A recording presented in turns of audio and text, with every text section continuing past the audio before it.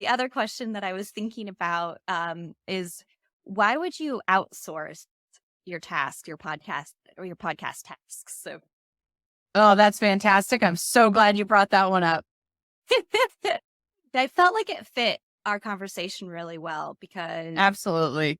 it's the thing when you're dealing with potential podcaster burnout or you're looking for success in the new year. I think what's great about outsourcing your podcast tasks, I don't know why I can't say podcast at the moment, podcast tasks. I think what's great about it is that, first of all, when your time is the most valuable asset that you have in this world, it is the number one thing that you cannot get back is your time. And so what price do you put on that? And when you can outsource those tasks that are mundane so that you can focus on things that you're most passionate about that feed your soul, that's what you should be doing. And if you outsource things like your audio editing, your show notes, your copywriting, your marketing, even your monetization, these are things that can help you succeed because you're working with experts who know that field very well.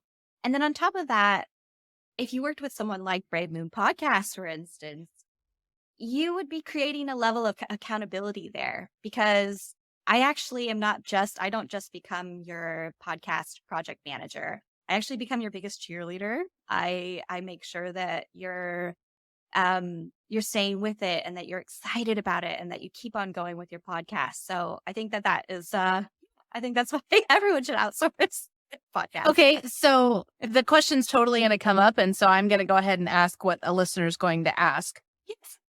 It's so expensive, though.